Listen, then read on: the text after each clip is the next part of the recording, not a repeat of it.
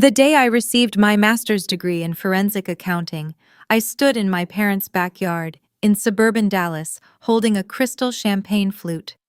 I had spent 3 years working 60-hour weeks at a downtown auditing firm in Austin to pay my own tuition. The Texas afternoon heat was heavy, but my mother Barbara had insisted on hosting an outdoor event. She hired a catering company that walked around with silver platters of bacon-wrapped dates and artisanal cheeses. The backyard was filled with 40 guests. I recognized almost none of them. There were my parents' country club associates, women in expensive linen dresses, and men wearing designer polo shirts. Then there were my older brother Connor's golf buddies laughing loudly near the expensive stone fire pit. My mother tapped a silver spoon against her glass. The chatter faded. The caterers stopped moving. I stood near the edge of the patio waiting for the customary words of congratulations. My mother turned toward the center of the patio where Connor stood. He was holding a craft beer, resting his free hand on his hip. She smiled at him. Her eyes crinkled with genuine warmth. Then she spoke the words that still ring in my ears. "I wish you were the one holding that diploma today, Connor. You are the only child who has ever made us proud." Silence settled over the catered tables. Not a single person objected. My father William stared at his expensive leather shoes. My sister-in-law Jessica took a sip of her drink and offered a knowing smirk. I looked around at the associates and neighbors who had been invited to what was supposed to be my celebration. No one looked my way. I did not cry. I did not throw my drink or cause a scene. I just set my untouched flute on the nearest patio table, turned around, and walked out the side gate.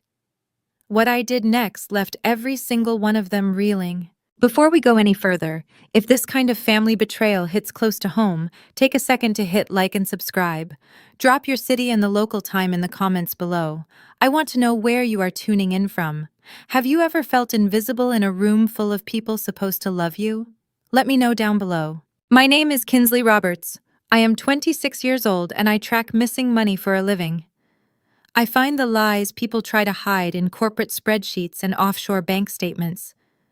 What my family did not realize that afternoon was that by ignoring me, they gave me the perfect vantage point to watch them.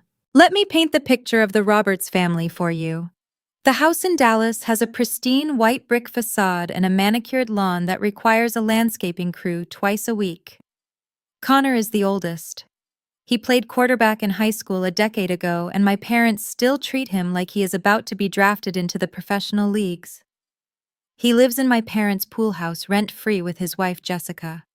He moves from one doomed business venture to another, while my parents fund the illusion of his success. First, it was a boutique fitness application that never launched. Then it was a luxury real estate group that never broke ground on a single property. Connor wears tailored suits and drives a leased luxury SUV. I am the background noise. I exist to be quiet and self-sufficient. If you walk into my parents' living room, you will see a large stone mantel above the fireplace. The mantel holds 5 framed photographs. There is a picture of Connor in his high school football uniform. There is a picture of Connor and Jessica at their lavish wedding, which my father paid for in cash. There is a picture of Connor on a golf trip in Florida. There is one single photograph of me from middle school, tucked behind a decorative ceramic vase. I learned early on that my achievements did not register on their radar. When I got accepted into the rigorous forensic accounting program, I called my mother full of excitement. She answered the phone and immediately asked if I knew any graphic designers because Connor needed a logo for his new consulting firm. When I passed my final certification exams, my father sent a thumbs-up emoji and asked if I was coming home for Jessica's birthday dinner. Walking out of that party was the first time I stopped playing my assigned role in their play. I climbed into my 10-year-old sedan parked halfway down the block. The engine turned over, and I looked at my phone resting on the passenger seat. I expected an apology text, or at least a missed call from my father wondering where I went.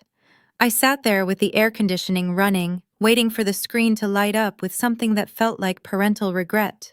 10 minutes passed, then 20. The street remained quiet. No one came out the front door looking for me. The screen finally lit up. A message from William. It did not mention the toast. It did not ask where I went or if I was safe to drive back to Austin. The text read, "Kinsley, can you help cover Connor's car insurance this month? He is between investments right now and we are a little tight." I stared at the glowing screen in the dark car. That was the moment the scale tipped. I put the car in drive and headed back toward my modest apartment in Austin. The emotional neglect was one thing, but the financial trap was just beginning to open. I drove south on Interstate 35, watching the skyline shift from sprawling mansions to open highway. I thought about the numbers. Numbers do not lie. Numbers do not play favorites. As a forensic accountant, I spend my days auditing corporate ledgers, finding where executives funnel funds into hidden accounts. I look for discrepancies. I look for the story the math tells when the people refuse to speak the truth. For years, I ignored the discrepancies in my own family. I looked the other way when my mother bought Jessica a designer handbag for her birthday while handing me a $20 gift card to a local coffee shop. I stayed silent when my father paid for Connor's wedding, but told me he could not co-sign my student loans because it carried too much risk. The drive took 3 hours. Every mile was a layer of guilt peeling away. My parents had conditioned me to believe that if I just worked harder, if I just achieved one more milestone, they would finally look at me the way they looked at Connor. The master's degree was supposed to be that milestone. Graduating with honors in a demanding field was supposed to earn me a seat at their table. But the diploma was just a piece of paper to them. It held no value because it did not belong to their golden boy. I walked into my apartment and tossed my keys on the laminate counter. The red blinking light on my internet router was the only thing greeting me. My apartment is small, the refrigerator hums loudly, my desk is stacked with case files and highlighters. It is not glamorous, but I pay for every square inch of it with my own hard-earned salary. I opened my laptop. I did not reply to my father's text right away. I needed to see my own finances. I pulled up my banking portal. I lived below my means and had built a strong savings account. I reviewed my outgoing transfers over the past 2 years. I had sent them money 5 times, small amounts at first. $500 for a broken water heater, $300 for a medical copay my mother said she could not afford, $400 to help cover groceries when William claimed his bonus was delayed. Small tests of my boundaries. I realized looking at the screen that they were grooming me. They were figuring out exactly how much of my income they could extract while keeping me desperate for their approval. They saw my new degree not as an achievement to celebrate, but as a new revenue stream to fund Connor's lifestyle. I picked up my phone and typed a single word to my father. No. It was the first time I had ever denied them. I hit send and placed the phone face down on the desk. I did not know it yet, but that single 2-letter word was about to set off a chain reaction. It would lead to fake medical emergencies, whisper campaigns, and a paper trail of fraud that would require every single skill I had learned in my career. The Roberts family thought they could use me as their personal bank while erasing my identity. They forgot one crucial detail. I am an auditor, and I was about to audit my own family. The Monday morning commute into downtown Austin is a slow crawl of brake lights and exhaust fumes. I gripped the steering wheel of my 10-year-old sedan and watched the Austin skyline inch closer. 48 hours had passed since I walked out of my own graduation party in Dallas. 48 hours since I sent a single-word reply to my father denying his request to pay my brother's car insurance. My phone had remained silent all weekend. No missed calls, no angry texts, just a heavy, punishing silence designed to make me cave. That was the Roberts family playbook. They starved you of affection until you apologized for standing up for yourself. But as I navigated the morning traffic, I did not feel the familiar urge to fold. I felt a cold, sharp clarity. To understand the audacity of my father asking me to pay for Connor's insurance, you have to understand the specific gravity of my brother's existence. Connor is 30 years old, but in my parents' minds, he is perpetually 18. He was the starting quarterback for his high school football team a decade ago. He threw a game-winning pass in a regional championship, and my parents built a psychological shrine around that singular moment. They never let him step down from the pedestal. While I spent my nights studying tax law and tracing corporate ledgers, Connor spent his 20s bouncing between flashy grifts disguised as entrepreneurship. There was the crypto mining farm he tried to run out of my parents' garage, which resulted in a blown electrical grid and a $10,000 repair bill. There was the luxury dog walking application that never made it past a wireframe mock-up. My parents funded every single venture. They liquidated certificates of deposit and refinanced their mortgage to provide his seed money. When Connor married Jessica, my parents converted their spacious pool house into a rent-free sanctuary for the newlyweds. Jessica is a perfect match for Connor. She treats life like a curated lifestyle blog. She spends her days attending boutique Pilates classes and posting aesthetic photos of overpriced matcha lattes. They live a six-figure lifestyle on a $0 income. My parents subsidize the illusion because admitting Connor is a failure means admitting their golden boy is a fraud. Meanwhile, my reality looks very different. I park in a concrete garage and ride the elevator to the 14th floor of a mid-level auditing firm. I work 60-hour weeks. My job is to sift through corporate financial records and find the money that executives try to hide. I trace shell companies. I calculate depreciation. I look for the truth hidden inside the math. Numbers do not care about your high school football statistics. Numbers do not care if your mother thinks you are special. A ledger is a brutal mirror, and I was beginning to hold that mirror up to my own blood relatives. I sat down at my desk and opened my laptop. The glow of the spreadsheet offered a familiar comfort. I was halfway through an audit for a local logistics company when my phone vibrated on the desk. It was not a text this time. It was an incoming call from William. I let it ring 3 times before hitting the accept button. I placed the phone on speaker and kept my eyes on my monitor. "Good morning, Dad," I said, keeping my tone neutral. "Kinsley, we need to talk about your attitude." His voice was clipped and carried the distinct tone of a manager reprimanding a subordinate. "I let you cool off over the weekend, but ignoring your family responsibilities is not going to fly." I stopped typing. I did not ignore anything. I gave you a clear answer on Saturday. The answer is no. I am not paying Connor's car insurance. Ours. William sighed loudly into the receiver. The sound was designed to convey deep parental disappointment. "You are being unreasonable. Connor is caught in a tight spot right now. He is orchestrating a bridge loan for a commercial property development. All his liquid capital is tied up in escrow. He just needs a bridge for the next 30 days until the venture capital clears. I am an auditor. I deal with venture capital and commercial bridge loans every single day." The terminology my father used was a hollow regurgitation of whatever buzzwords Connor had fed him over Sunday dinner. "Dad," I said, keeping my voice steady, "you do not secure a commercial bridge loan with personal liquid capital, and venture capital does not clear into a personal checking account to pay for a leased luxury SUV. Connor drives a $90,000 Range Rover. If he cannot afford the premium, he needs to return the lease and buy a used car." There was a sharp intake of breath on the other end of the line. Logic was treated as a hostile weapon in our family. "He needs that vehicle for client optics," William snapped.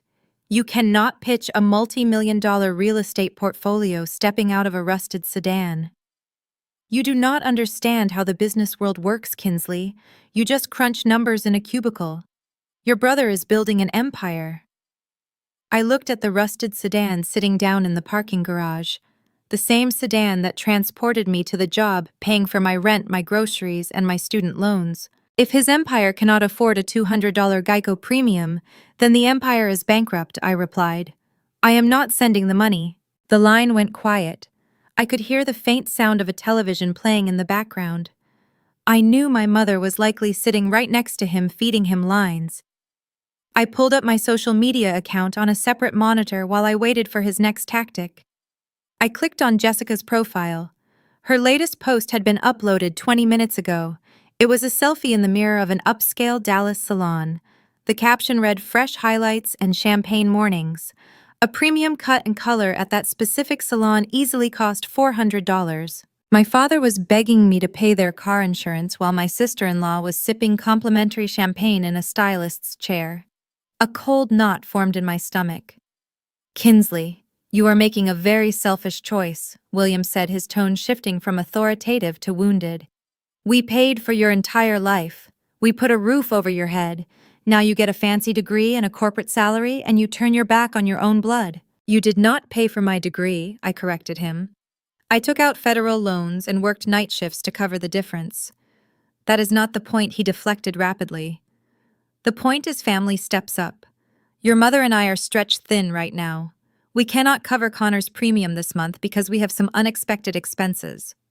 Then Connor can get a job, I stated. It is not that simple, Kinsley. William dropped his voice to a low, raspy whisper. It was a theatrical pivot. When authority failed and guilt fell flat, he reached for the ultimate trump card. Vulnerability. I did not want to tell you this over the phone, he continued. But the stress of Connor's business and your hostility is taking a toll. I had to see a specialist on Friday before your party. My chest has been tightening up. The doctor thinks it might be an arterial blockage. I froze. My fingers hovered over the keyboard. Despite the neglect, despite the favoritism and the financial entitlement, he was still my father. The word blockage carried a clinical weight that pierced right through my anger. What did the doctor say? I asked, my voice losing its defensive edge. They want to run a series of specialized diagnostic scans, William said, sounding suddenly frail. It is a new procedure. The facility is out of network and our insurance will only cover a fraction of the cost. Your mother has been up all night crying. We are trying to figure out how to keep the house and pay the medical retainers. That is why we needed you to help Connor. We do not have the bandwidth to catch him when he falls right now. The trap was so elegantly constructed, I did not even see the steel jaws snap shut around me. He linked my brother's financial incompetence directly to his own physical survival. If I did not help, I was not just being a bad sister. I was actively contributing to my father's failing heart. How much is the retainer for the cardiologist? I asked. William hesitated. It was the calculated pause of a salesman testing the ceiling of a negotiation. $2,000 a month. Just for the next year until we clear the deductible and get the procedure scheduled. I looked back at Jessica's social media post. I looked at the spreadsheet on my monitor. The math in my family never added up, but the fear of losing my father overrode my professional instincts. I had spent my entire life starving for their approval. This was my chance to be the savior, to prove that the quiet daughter in the background was the only one strong enough to hold the family together when the foundation cracked. I will set up an automatic transfer, I said quietly. $2,000 on the first of every month, but it goes to your medical bills, not Connor's car. Thank you, Kinsley. William sighed, sounding remarkably energized for a man on the verge of heart failure. You are a good daughter. We will talk soon. He hung up before I could ask for the name of his doctor. I stared at the phone. I had just committed $24,000 of my annual salary to my parents. I thought I was doing the noble thing. I thought I was buying their love. I had no idea I had just agreed to fund the most elaborate grift of my brother's miserable career. 2 years is a long time to bleed financially. In the world of corporate auditing, we call it a slow leak. A slow leak is far more dangerous than a sudden crash because you adapt to the loss. You adjust your baseline. You convince yourself the missing capital is just the cost of doing business. For 24 months, I paid the cost of keeping my father alive. Every single month on the first day at 8 in the morning, my banking application would send me a push notification. Transfer successful. $2,000 routed from my checking account to a joint account held by William and Barbara Roberts. Do the math. $24,000 a year in post-tax income is a staggering sum for a mid-level associate. Over 2 years, I had wired my parents $48,000. That was a down payment on a house. That was a solid retirement portfolio. Instead, it was the invisible anchor pulling me under the surface while I treaded water in one of the most expensive cities in Texas. Austin was booming. Tech companies were flooding the city, driving rent prices into the stratosphere. My colleagues at the firm were upgrading to luxury apartments downtown, leasing new electric vehicles, and taking weekend trips to ski resorts in Colorado. I was moving in the opposite direction. I downgraded to a dated complex near the highway where the air conditioning unit rattled like a freight train and the carpet smelled faintly of old smoke. My daily life became a strict exercise in deprivation. I memorized the exact layout of the discount grocery store 3 miles from my apartment. My shopping cart was always filled with the same items: bulk bags of white rice, frozen bags of mixed vegetables, chicken thighs marked down because they were 1 day away from expiring. I stopped attending the firm networking happy hours because I could not afford a $14 cocktail. When my work shoes started separating at the sole, I fixed them with heavy-duty adhesive. I wore tailored trousers from thrift stores and hoped the partners at my firm did not notice the fraying hems. I accepted this miserable standard of living because of the psychological trap my parents had so expertly laid. Before the payments, I was the ghost of the Roberts family. Once the transfers began, my status shifted. I became their lifeline. William would text me on the 2nd of every month. "Thank you, sweetie. You are keeping me breathing." Barbara would call on holidays and refer to me as their guardian angel. It was a pathetic transactional affection, but I drank it down like a person dying of thirst. I believed I was finally earning the love they had freely given to Connor his entire life. I was the responsible daughter. I was the savior. That illusion cracked open on a Tuesday night in late October. I was sitting at my second-hand kitchen table. The glow of my laptop screen was the only light in the room. I was reviewing a depreciation schedule for a regional logistics client, trying to rack up enough billable overtime to cover a sudden hike in my utility bill. My phone vibrated against the cheap laminate wood.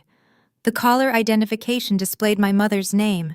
Barbara rarely called me directly. She usually relayed information through William, preferring to keep her hands clean of the actual requests for money. I answered the call and pressed the phone to my ear. "Mom, is everything okay?" I asked. "Kinsley, I do not know what to do."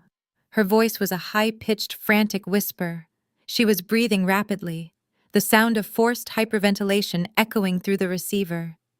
"It is your father." My stomach plummeted. I pushed my chair back from the table. "Is he in the hospital? Did he have a heart attack?" "Not yet," she sobbed. "But the billing department just called. They are cutting off his care, Kinsley. The insurance company denied the specialized arterial procedure. They said it is experimental, and they refuse to cover the surgeon fees." I grabbed a legal pad and a pen. My professional instincts kicked in. "What is the denial code?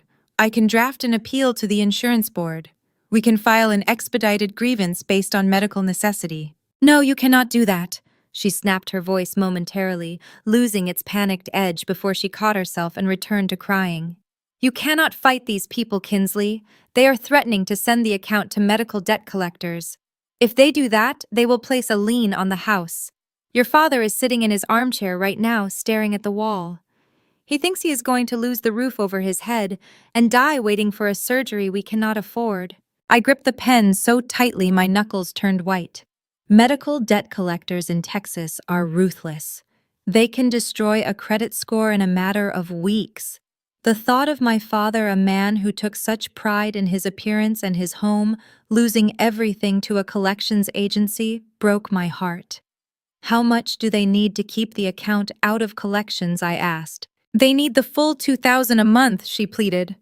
"Every single cent of it goes to the hospital retainers, just to keep the debt collectors at bay. Kinsley, you cannot stop the transfers. I know it is hard for you, but if you miss a payment, they will drop him as a patient." "I have not missed a payment in 2 years, Mom," I said, keeping my voice level despite the rising panic in my own chest. "The money will be there on Friday. It is the 1st of the month. You will have the 2,000. "Thank God," she exhaled a long, dramatic breath. "You are a lifesaver. I do not know what we would do without you. Your brother is so stressed about this too." "Connor is stressed?" I asked. The mere mention of his name brought a bitter taste to my mouth. "What exactly is Connor doing to help?" "He is doing his best," she replied, her tone instantly shifting to a protective shield. He has a lot on his plate right now. He and Jessica had to upgrade their country club membership to access the executive dining room. It is crucial for his new real estate networking. He cannot focus on generating capital if he is worried about your father dying. He needs us to handle this so he can build his future. I closed my eyes. The dissonance was deafening. My father was supposedly facing heart failure and medical bankruptcy. My mother was sobbing about debt collectors. Yet my brother was upgrading a country club membership to eat premium steaks in an executive dining room. And I was eating discounted frozen vegetables in a rented apartment to fund the survival of the family. Just make sure the transfer clears on Friday, Barbara said, her voice returning to its normal brisk cadence. We love you, Kinsley. She hung up the phone. The dial tone hummed in the quiet darkness of my kitchen. I looked down at the legal pad. I had not written a single note. Something invisible shifted in the room. For 2 years, I had operated on blind faith and a desperate craving for parental validation. But the mention of Connor's country club upgrade felt like a jagged piece of glass resting in my shoe. If my parents were truly on the verge of losing their home to medical debt collectors, they would have sold Connor's luxury SUV. They would have canceled the country club memberships. They would have kicked my brother out of the pool house and rented it to a paying tenant.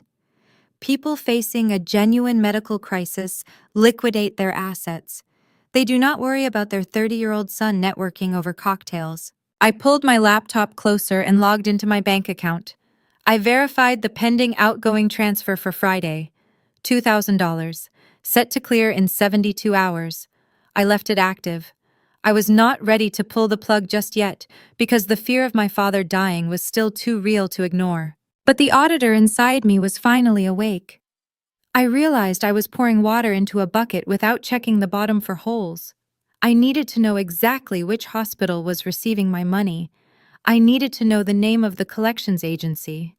I decided right then I would ask for the paper trail. I had no idea that simply asking for a receipt would trigger my mother to launch a vicious campaign to destroy my reputation before I could uncover the truth. It was a Thursday afternoon when the second shoe dropped. I had spent the morning drafting a polite but firm email to my mother, requesting the contact information for my father's cardiology clinic. I wanted to tell myself I was just being organized for tax season. I wanted to believe I was simply gathering documentation to deduct the medical expenses from my annual filings. But before I could hit send, my desk phone rang. It was not a client. It was my mother's older sister, Aunt Diane. Aunt Diane lived in Houston. She was a retired real estate broker who hosted the annual Roberts family Thanksgiving dinner. She was practically the family matriarch in Texas. We spoke maybe twice a year, usually quick conversations during the holidays. Her calling my direct office line in the middle of a workday was highly unusual. I picked up the receiver and greeted her. Her response was hesitant. She asked how the firm was treating me and if the Austin weather was still unbearably humid. The small talk felt forced. An auditor develops a finely tuned ear for hesitation. When people are hiding something, their cadence changes. They fill the empty air with trivial details. I am doing fine, Aunt Diane, I said, leaning back in my office chair. Is everything okay in Houston? She sighed, a long, drawn-out sound that carried a heavy burden. I am fine, Kinsley. I am calling because I am worried about you. And I am worried about your father. I know you are busy climbing the corporate ladder down there, but ignoring your family during a crisis is a dangerous path. I stopped spinning a pen between my fingers. The pen dropped onto my desk with a quiet click. What do you mean ignoring my family? I asked. Diane lowered her voice as if she were revealing a shameful secret. Your mother called me yesterday in tears. She told me the hospital is threatening to send William to collections. She said they are drowning in medical debt, and when she begged you for help, you told her you could not be bothered. I sat frozen in my cubicle. The air conditioning hummed above me, but I felt a sudden flush of heat rush to my face. What exactly did my mother say? I asked, keeping my voice dangerously level. Diane hesitated again, clearly uncomfortable playing the messenger. She told the entire family, Kinsley. She said you morphed into a ruthless corporate auditor. She claimed you care more about billable hours than your own flesh and blood. She told your Uncle David that you refused to come home for the holidays because you did not want to deal with a sick old man. And she told me that you recently bought a luxury vehicle while your father is skipping his heart medication to save pennies. I closed my eyes. The luxury vehicle she described to my aunt was the exact $90,000 leased SUV my brother Connor was driving. She was projecting Connor's financial sins onto me to protect his golden image. I did not interrupt my aunt. An auditor learns to let the subject speak. You gather the testimony before you present the evidence. You listen to the entire narrative before you point out the missing variables. She is telling everyone you are cold. Diane continued, her tone softening into pity. She says you have not offered a single dime to help them. I know you are driven, Kinsley, but you only get one father. You cannot take your bank account to the grave. I looked at the spreadsheet open on my computer screen. The spreadsheet detailing the $48,000 I had wired directly into my parents' joint checking account over the last 2 years. I was funding their survival while eating discounted frozen vegetables in a drafty apartment. And in return, my mother was cashing my checks and assassinating my character. Why would she do this? The analytical part of my brain rapidly connected the dots. The logic was as brilliant as it was cruel. If I was the villain, no one in the family would ever reach out to me. No cousins would text me to offer moral support. No uncles would call to ask how I was handling the financial burden of my father's health care. By isolating me and destroying my reputation, Barbara built a firewall around her lie. She ensured that my left hand never knew what her right hand was doing. She kept the extended family in the dark, and she kept me paying the bills. "Thank you for telling me this, Aunt Diane," I said, my voice steady and professional. "I appreciate your honesty. There is a lot of misinformation circulating right now. I am handling it." I hung up the phone before she could ask any more questions. I did not cry. I did not throw anything across my cubicle. The sadness had evaporated, leaving behind a pristine clinical rage. I picked up my cell phone and dialed my mother. She answered on the second ring. Her tone was bright and cheerful. "Hello, my sweet girl. I was just thinking about you." I did not waste time with pleasantries. "I just spoke with Aunt Diane," I said. The cheerful tone vanished instantly. The silence on the line was thick and defensive. "She told me you have been calling the family," I continued. "She mentioned a very interesting narrative. You told her I am a ruthless auditor who refuses to help pay for Dad's medical bills. You told her I bought a luxury car while he is skipping his prescriptions. Watch the anatomy of a manipulator caught in a lie." Barbara did not deny saying those things. She executed a flawless pivot. First, she tried confusion. "I think Diane is getting older, Kinsley.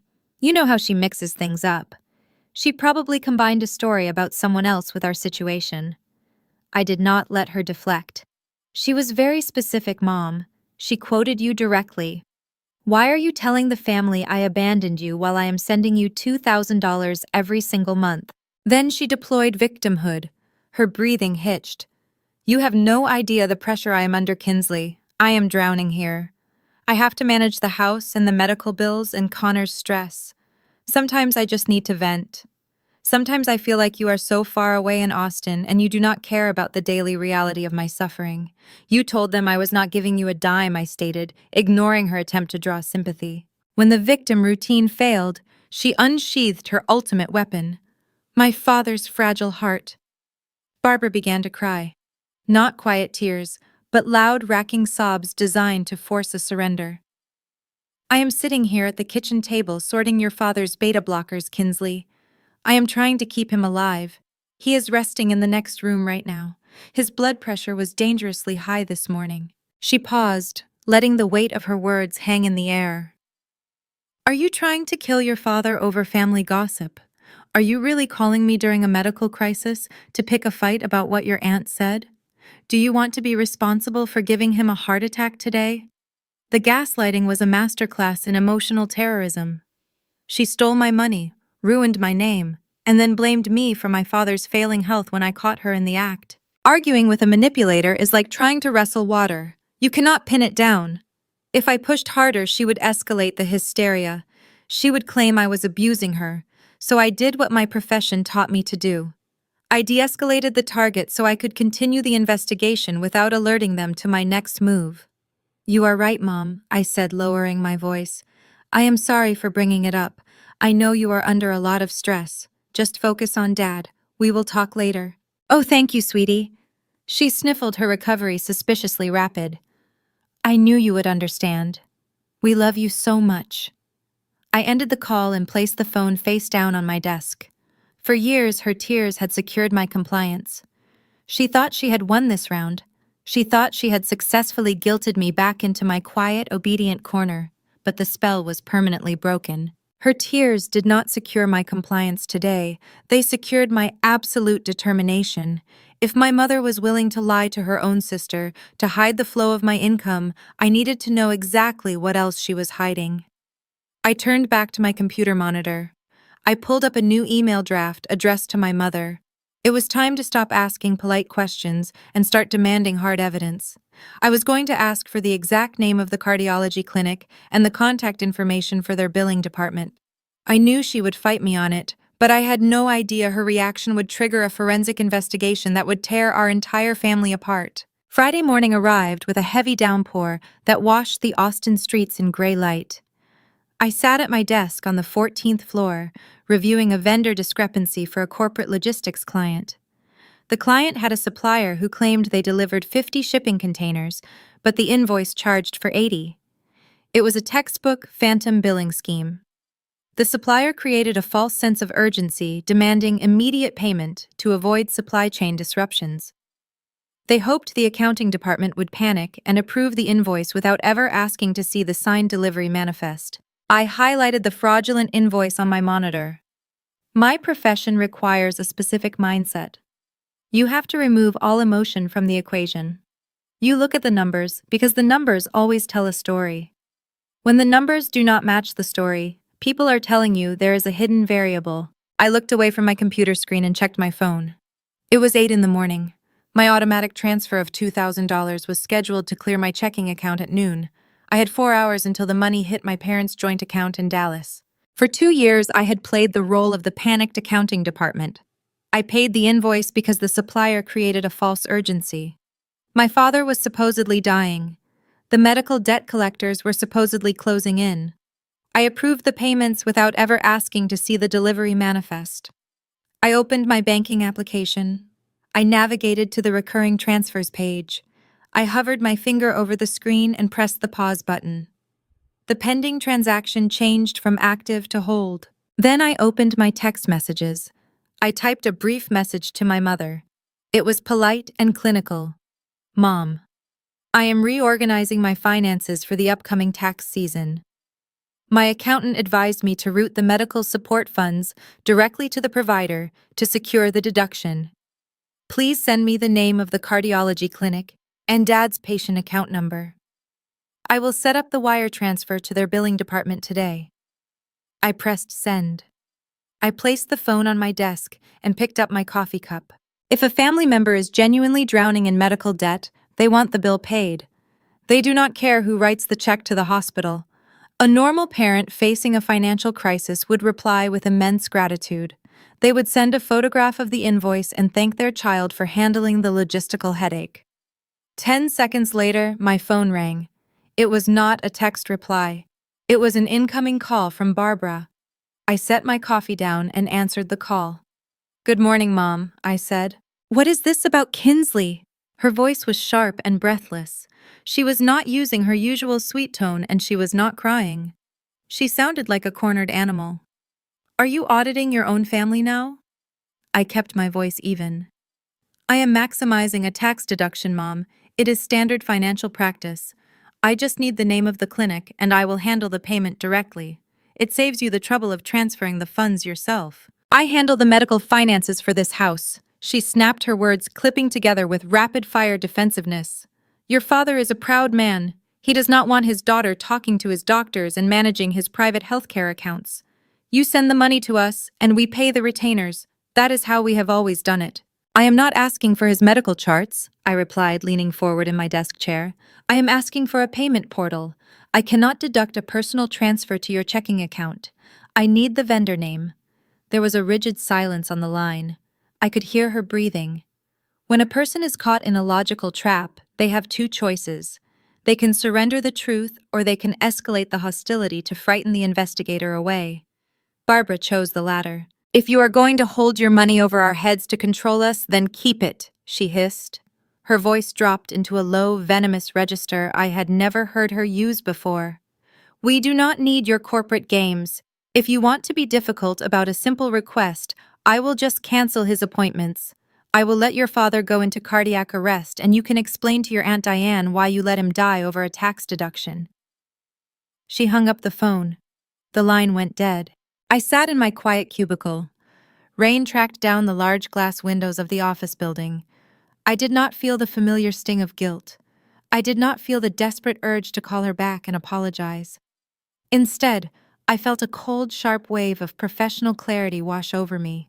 In the corporate auditing world, irrational hostility is the smoke that leads you to the fire.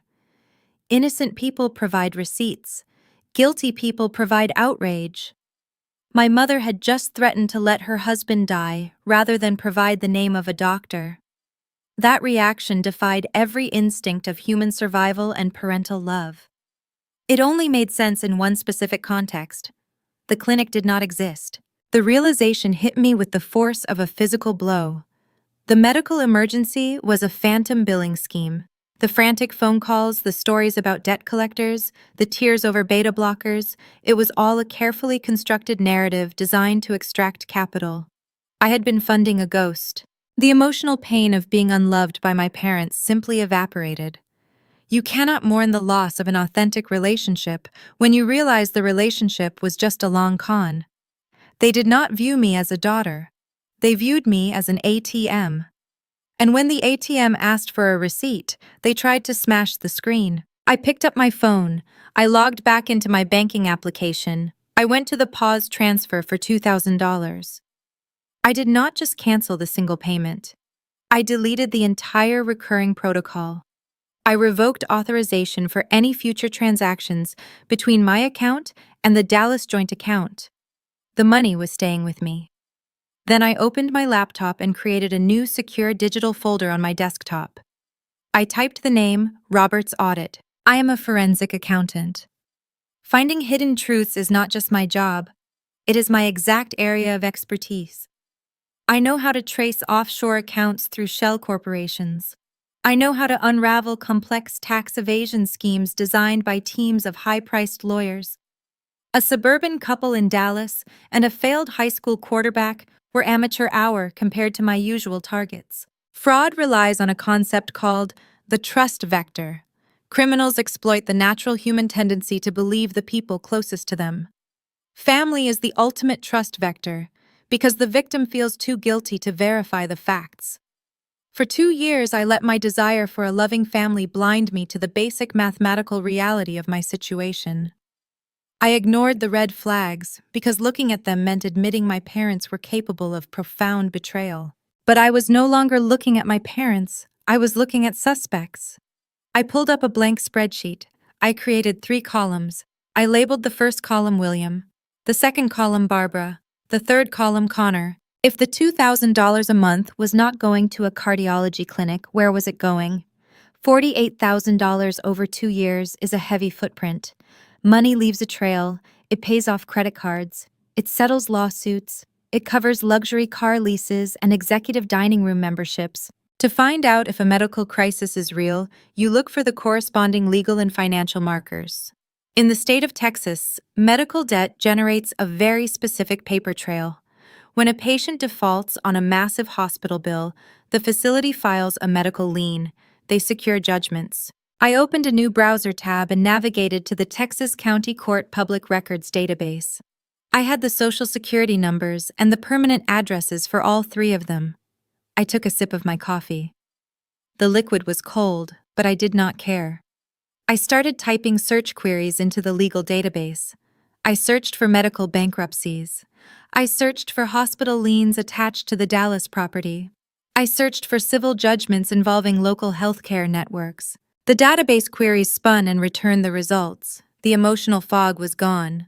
I was hunting now. I sat forward in my chair, watching the screen populate with legal filings. The narrative my mother had spun was about to face the unforgiving light of public records. What I found in those databases was not a medical lien. It was something far worse. And it shifted my investigation from a family dispute to a full-scale financial crime. The Dallas County District Clerk Public Portal is a primitive digital interface. It looks like it was programmed in the late 90s. The background is a sterile gray, and the search bar is a simple white rectangle. As a forensic accountant, I spend hundreds of hours navigating these archaic local government websites. They are not designed for aesthetic appeal.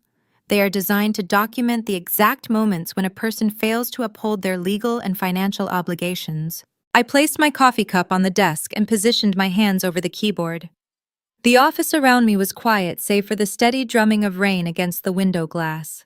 I typed my father's full legal name into the civil index. William Thomas Roberts.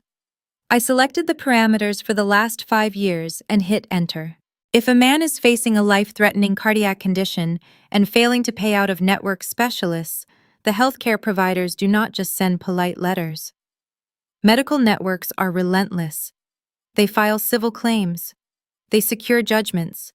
They attach liens to physical property to guarantee their payment when the patient eventually sells their home or passes away. The search results loaded. The screen displayed 4 entries. 2 were routine traffic citations for speeding. 1 was a permit application for a backyard retaining wall. The last was a standard property tax assessment for the white brick house on the cul-de-sac. There were 0 civil claims, 0 medical bankruptcies, 0 hospital liens. I sat back in my chair. A phantom billing scheme relies on the victim trusting the emotional narrative rather than verifying the invoice. My mother had performed the emotional narrative flawlessly. She had weaponized a daughter's natural fear of losing her father. But the public record was a cold, hard mirror, and it reflected an undeniable truth. William Roberts did not owe a single dime to any cardiology clinic in the state of Texas. I cleared the search fields. My hands felt steady. The grief of betrayal had already burned off, leaving behind a sharp clinical focus. I moved to the next target. I typed my brother's name, Connor James Roberts. I hit enter. The system lagged for several seconds processing the query. When the screen finally refreshed, the gray background filled with rows of black text. There were not 4 entries. There were 3 pages of active civil litigation. I leaned closer to the monitor. An auditor looks for patterns. You follow the dates, and you follow the dollar amounts. I clicked on the first docket. It was a breach of contract lawsuit filed 3 years ago. The plaintiffs were a group of local angel investors. They had provided the seed capital for Connor's boutique luxury real estate group, the same real estate group my parents constantly bragged about at their country club dinners. The legal filing detailed a textbook case of gross mismanagement. Connor had not purchased any real estate. He had used the investor capital to fund his own lifestyle. He leased the $90,000 SUV. He upgraded his wardrobe. When the investors demanded a return on their capital, Connor folded the company. The investors sued him for fraud and breach of fiduciary duty. I scrolled down to the final resolution page. To avoid going to trial, Connor agreed to a structured settlement. He was legally mandated to repay the investors over a period of 60 months. I looked at the specific penalty clause. The court-ordered restitution required a payment of exactly $2,000 on the 3rd day of every month. The breath caught in my throat. I looked at the date the judge signed the settlement order. It was dated exactly 2 weeks before my mother called me in hysterics, claiming my father needed an emergency arterial procedure. My automatic transfer of $2,000 was set to clear on the 1st of every month. Connor's court-mandated penalty was due on the 3rd. I was not keeping my father alive. I was keeping my brother out of a jail cell. The precision of the lie was breathtaking. They did not just invent a medical emergency. They engineered the timing to perfectly align with Connor's legal deadlines. My hard-earned corporate salary was being funneled directly through their joint checking account and right into the pockets of angry Dallas investors. I clicked on the next docket in the search results. I thought the investor settlement was the bottom of the barrel. I was wrong. The second lawsuit was filed by a gaming and entertainment resort located across the state line in Oklahoma. It was a civil judgment for unpaid casino markers. For those unfamiliar with the gambling industry, a marker is essentially a short-term line of credit provided by the casino to high rollers. If you lose the money and fail to pay it back within 30 days, the casino treats it as a bad check. They do not send polite collection notices, they sue you immediately. The judgment against Connor was staggering. He had burned through tens of thousands of dollars at the blackjack tables. The filing detailed his repeated visits to the resort over the last 3 years. Suddenly, the background details of my brother's life snapped into a sharp, agonizing focus. Jessica's curated social media presence, the designer handbags, the premium salon highlights. She was not just married to a failed entrepreneur. She was married to a man with a severe gambling addiction who used other people's money to finance his high-stakes losses. Jessica had to know. You do not live in a pool house with a man facing multiple civil lawsuits and pretend the lifestyle is legitimate. She was complicit in the illusion. I opened the digital folder labeled Robert's Audit on my desktop. I pulled up the master spreadsheet. I needed to see the final calculation. I highlighted the column containing my monthly medical transfers. 24 months at $2,000 equaled $48,000. Then I went back through my historical bank statements. I gathered every single financial request they had made before the heart condition lie. The $500 for a broken water heater, the $400 for groceries, the sudden insurance premiums, the seed money they begged me to contribute when Connor launched his fitness application. I entered every single transaction. I highlighted the final cell and ran the sum function. The number blinked onto the screen. $72,000. For 3 years, they had systematically drained $72,000 from my checking account. I sacrificed my 20s for that money. I skipped vacations. I wore cheap shoes. I ate discount groceries and lived in a drafty apartment while my brother threw casino chips onto green felt tables and drove a luxury vehicle. My father did not have a fragile heart. He had a fragile ego and a criminal son. My mother did not cry over sorting beta blockers. She cried because the investors were threatening to expose her golden boy to their country club friends.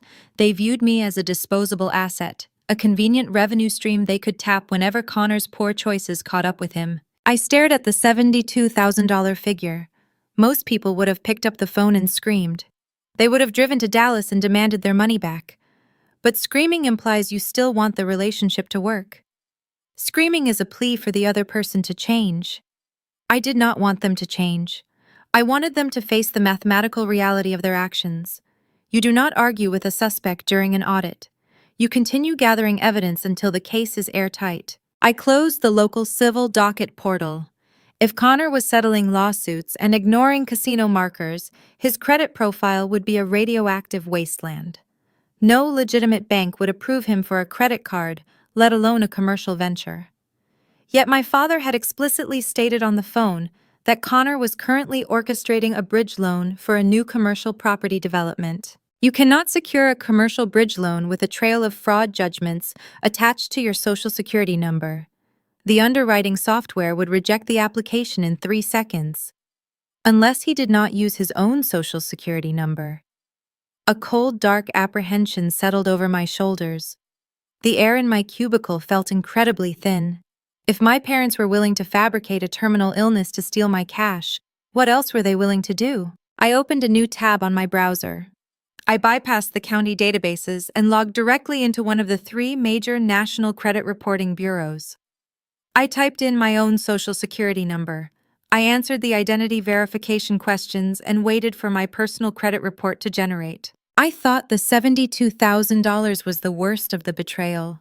I thought the fake heart condition was the ultimate deception. I had no idea that the document loading on my screen was about to show me that my family had not just stolen my money. They had stolen my identity. The blue loading circle on the credit bureau website spun on my screen.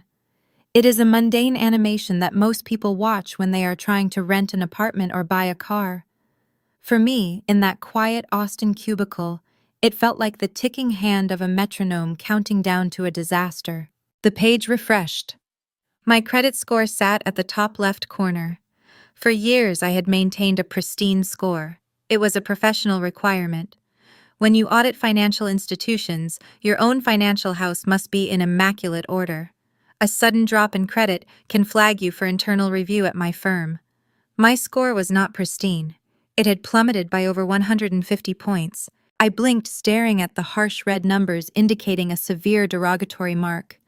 I scrolled down past my predictable financial footprint. My auto loan was current. My student loans were paid on time. My single credit card carried a zero balance. Then I saw the anomaly under the revolving accounts section. It was a commercial business line of credit issued by Texas Commerce Bank. The origination date was listed as 23 months ago. That timeline matched the exact month Connor announced the launch of his boutique consulting firm. The initial credit limit was $150,000. I clicked to expand the trade line details. The screen dropped down a column of granular data. Primary guarantor Kinsley Roberts. Current balance $148,000. Payment status 90 days past due. The air left my lungs.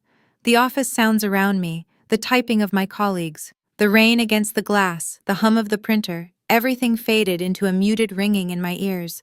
They did not just steal my cash, they stole my identity. I sat back and placed my hands flat on the desk to stop them from shaking.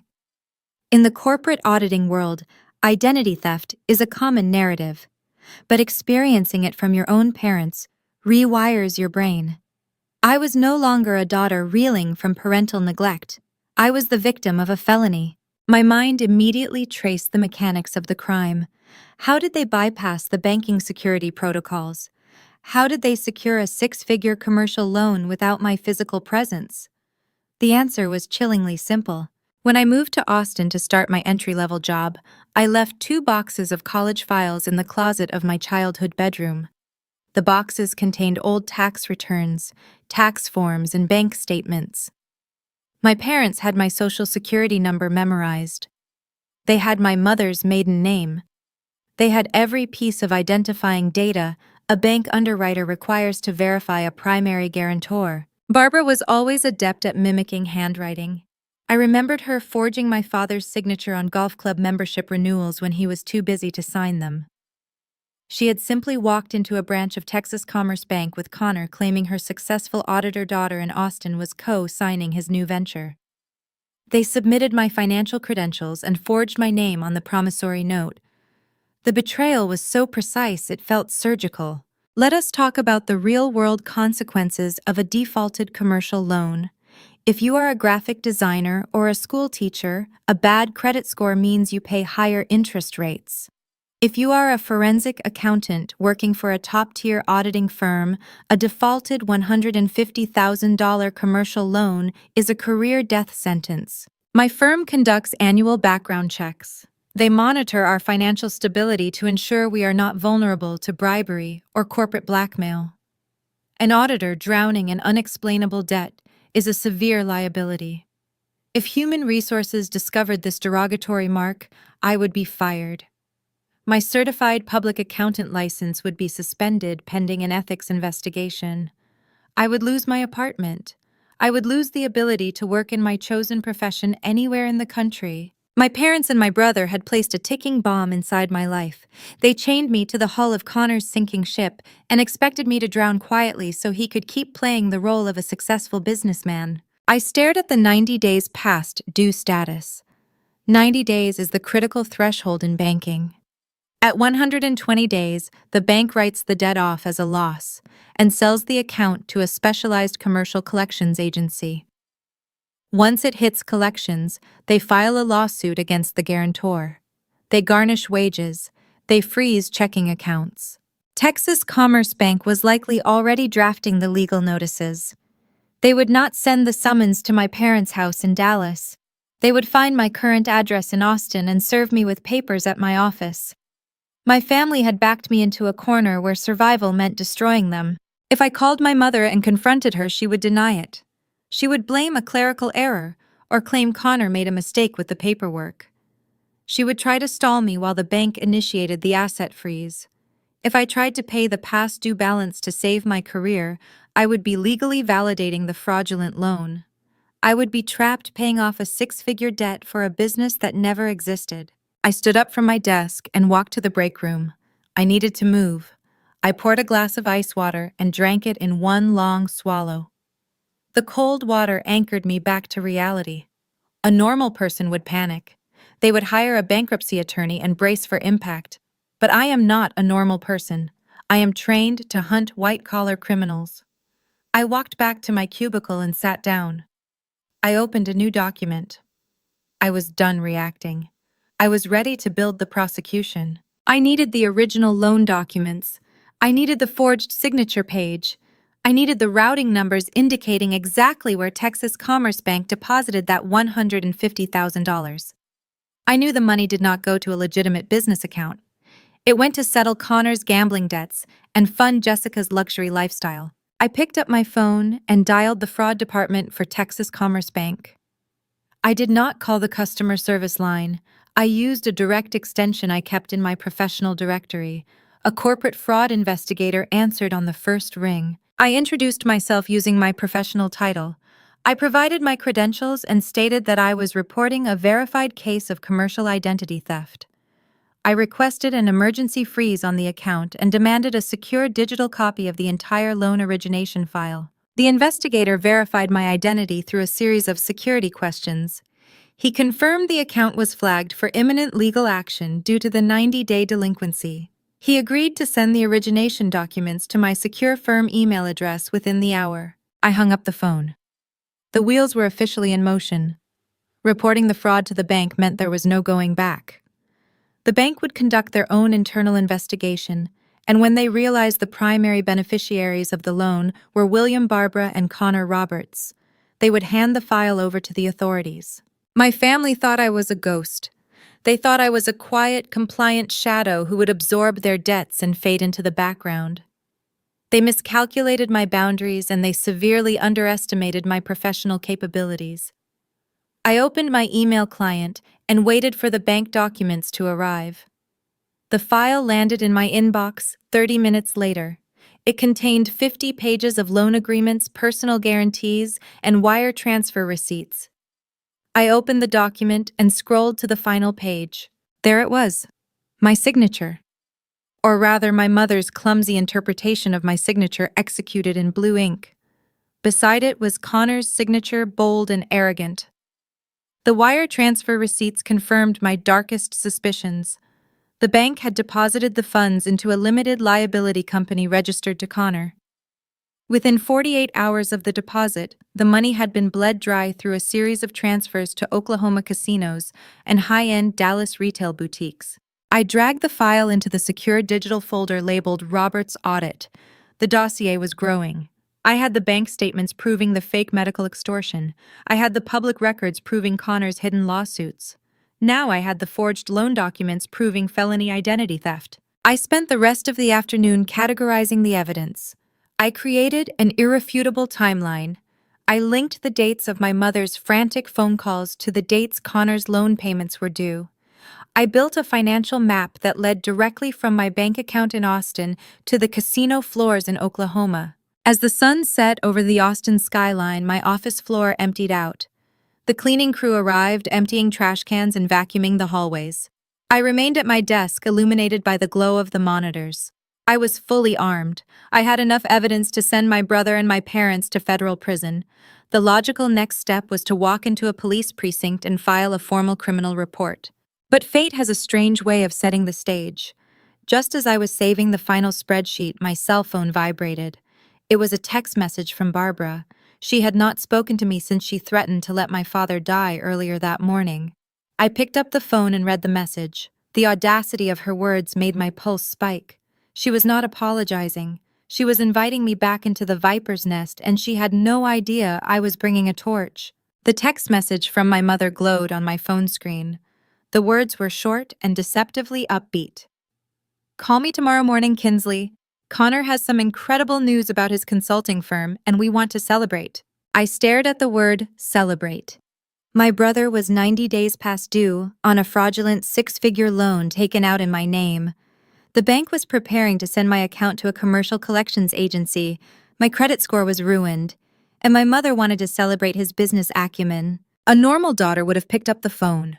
A normal person would have called that Dallas house and unleashed a torrent of screaming rage.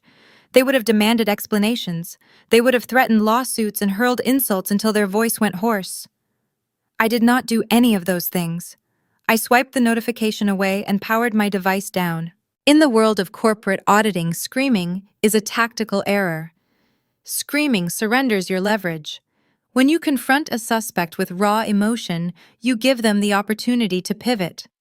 You give them time to shred documents, hide assets, and coordinate their alibis. I was not dealing with a family misunderstanding.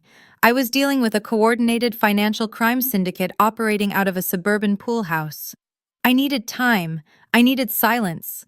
I needed to build a prosecution. The next morning, I walked into my managing partner's office and requested 4 weeks of remote administrative duty. I cited a complex family legal matter. My firm handles sensitive litigation regularly, so my manager approved the request without pressing for details. I packed my laptop and left the corporate high-rise. My apartment became my war room. My first objective was the criminal justice system. I drove to the Financial Crimes Division of the Austin Police Department. The waiting room was sparse, featuring scuffed linoleum floors and the faint smell of floor wax. A detective called me back to a small interview room. I sat across a metal table and pulled a neat stack of documents from my briefcase. I did not offer an emotional backstory. I gave him the timeline. I handed him the printouts of the forged commercial loan origination file. I provided the wire transfer logs showing the deposit into my brother's limited liability company. I showed him the subsequent transfers moving the funds directly to the Oklahoma casino networks. The detective reviewed the signature page. He looked at the clumsy blue ink forgery of my name.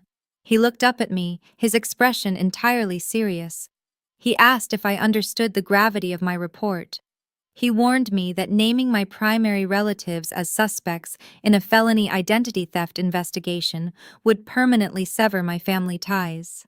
He said once the state of Texas picks up a fraud charge, the victim cannot simply drop the case if they feel guilty later. I looked the detective directly in the eyes. I told him I understood the parameters of the law perfectly. I picked up his pen and signed the sworn affidavit. I left the precinct knowing the wheels of the justice system were finally turning. My second objective was financial lockdown. I returned to my apartment and initiated a hard security freeze across all 3 major credit bureaus. No one could open a credit card, secure a mortgage, or finance a vehicle in my name, even if they possessed my social security number and my birth certificate. I spent hours on the phone with the fraud investigator at Texas Commerce Bank. We isolated the fraudulent commercial line of credit from my legitimate personal accounts. The investigator assured me my personal banking was insulated while their legal department prepared an action against my brother. Then came the hardest part of any investigation, the waiting period. You have to let the target believe they are still operating in the shadows. You have to endure their lies without tipping your hand. Over the next 28 days, my phone became a digital trap. On the first of the month, my recurring transfer of $2,000 did not arrive in their joint checking account. The panic from Dallas was immediate. At 9 in the morning, William left a breathless voicemail. He deployed his usual theatrical tactics. He coughed heavily into the receiver. He claimed the hospital billing department was threatening to cancel his upcoming scans. He begged me to check my bank routing numbers. I did not call him back. On the 3rd of the month, the tone shifted. The 3rd of the month was the day Connor's court-mandated lawsuit settlement payment was due. The panic morphed into hostility. Barbara sent a barrage of text messages. She accused me of being heartless. She demanded to know why I was ignoring a life-or-death medical crisis. She tried to provoke a fight. I sat at my kitchen table watching the messages roll in. I drafted a single vague reply. My bank flagged my account for unusual activity and locked my outgoing transfers pending a security review. I am handling it with the branch manager. I hit send. That single sentence was a masterstroke of misdirection. It gave them a bureaucratic excuse for the missing funds. It shifted the blame to an anonymous banking algorithm. Most importantly, it kept them hoping the pipeline would reopen soon. They left me alone after that, assuming my bank was just being overly cautious. They had no idea the unusual activity my bank flagged was a federal crime they committed. With the communication blackout secured, I spent my evenings turning digital evidence into physical weapons. Digital files are too easy to dismiss. A liar can look at a computer screen and claim an email was doctored. They can claim a screenshot is taken out of context. You cannot argue with physical paper. Paper has weight. When you drop a stack of paper on a table, it makes a sound that shifts the gravity of the room. I drove to an office supply store and purchased 3 heavy-duty manila folders. I returned home and cleared off my kitchen table. I used a thick black marker to write a name on the front of each folder. William, Barbara, Connor. Into each folder I placed a copy of my master timeline. The timeline was a masterpiece of forensic accounting. On the left side of the page, I listed every single text message my mother sent claiming a medical emergency. I included the exact dates and times she begged for money to buy beta blockers or pay cardiologists. On the right side of the page, I listed the corresponding legal deadlines for Connor's breach of contract settlement. I highlighted the matching dates in bright yellow ink. The visual correlation was undeniable. Behind the timeline, I placed the county civil dockets detailing Connor's gambling debts and unpaid casino markers. I included the business filings for his fake consulting firm. At the very back of the folder, I placed the payload. The 50-page commercial loan origination file from Texas Commerce Bank. I flagged the forged signature page with a red sticky note. I flagged the wire transfer receipts proving the funds were routed to my brother. I arranged the documents with deliberate care. I was not building a family scrapbook. I was building a prosecution binder. I sat in my quiet apartment surrounded by the paper trail of my own destruction. I did not shed a single tear. Crying is an expression of grief, and I had nothing left to mourn. I had simply uncovered a crime syndicate disguised as a family. The 4 weeks of silent preparation finally came to an end on a Thursday afternoon. The Austin police detective called me with an update. They had subpoenaed the security footage from the Texas Commerce Bank branch in Dallas. The investigator confirmed they had clear visual evidence of Barbara and Connor sitting at the loan officer's desk on the exact date and time the promissory note was signed. The detective informed me that the district attorney was currently drafting the arrest warrants. They just needed to finalize the jurisdiction logistics between Austin and Dallas. The legal snare was pulled tight. The trap was fully set. I just needed to deliver the news to the targets. I packed the 3 crisp manila folders into my leather work tote. I placed the tote by the front door of my apartment. I felt my pulse slow to a steady, calculated rhythm. The weight of the impending confrontation hung in the air. Right on cue, my cell phone vibrated on the kitchen counter. I walked over and looked at the screen. It was Barbara. The 4 weeks of silence were over. She was calling to drop the bait. The phone vibrated against the granite kitchen counter. I watched the screen illuminate with my mother's name. 4 weeks of tactical silence had finally driven her to make the first move. I took a slow breath, aligning my posture and clearing any trace of tension from my voice. You never let a suspect hear your heart rate. I picked up the device and accepted the call. Hello, Mom. Kinsley, her voice rushed through the speaker, breathless and coated in a thick layer of manufactured sunshine. I am so glad I caught you. I know you have been dealing with bank issues down there, but we have some wonderful news to share. I waited. I did not offer congratulations or ask for details. Silence forces a liar to keep talking. Connor is officially relaunching his consulting firm, she announced, her tone rising an octave to simulate genuine excitement. He secured a phenomenal new direction for his portfolio, and to celebrate, he and Jessica are throwing a lavish anniversary party this Saturday at our house. It has been 5 years since their wedding, and they want to renew their vows alongside the business announcement. The narrative was so perfectly constructed it almost commanded respect. My brother was facing federal indictment for identity theft and a looming default on a six-figure commercial loan, yet he was hosting a catered vow renewal to project an aura of unchecked success. To understand the necessity of this party, you have to understand my sister-in-law. Jessica grew up in Highland Park, an exclusive enclave in Dallas, where wealth is measured in generations rather than paychecks. Her father, an oil executive, saw right through Connor's empty charm and cut her off financially the day she married him. For 5 years, Jessica had been desperate to prove her father wrong. She needed to parade Connor in front of her old social circle to validate her life choices. My parents provided the venue and the seed money to keep Jessica's Highland Park delusion alive. "We are pulling out all the stops," Barbara continued, filling the quiet space on the line. "We hired the same caterer from their wedding. All the important partners from the country club are attending. It is going to be a beautiful evening to display our family unity." Family unity. The phrase hung in the air like a foul odor. "I am very busy with quarterly audits, Mom," I said, keeping my response flat. "I do not think I can make the drive up to Dallas this weekend." The manufactured sunshine instantly evaporated. The velvet glove came off, revealing the iron grip underneath. "You need to be here, Kinsley." Barbara lowered her voice, adopting a grave and urgent register. "Your father is not doing well." She paused, waiting for me to react to the bait. I remained silent. "His chest pains are returning," she pressed on. "The stress of your absence and the friction over the last month have taken a toll on his fragile heart. His cardiologist wants to run another panel of scans next week. I do not know how much time we have left with him in good health. He needs all his children under one roof this Saturday.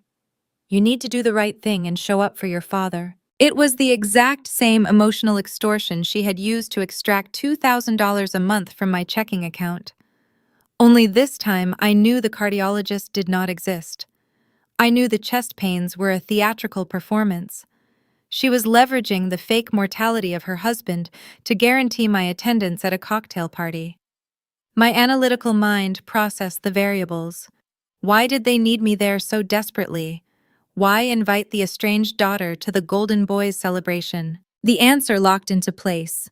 The commercial loan forged in my name was 90 days past due.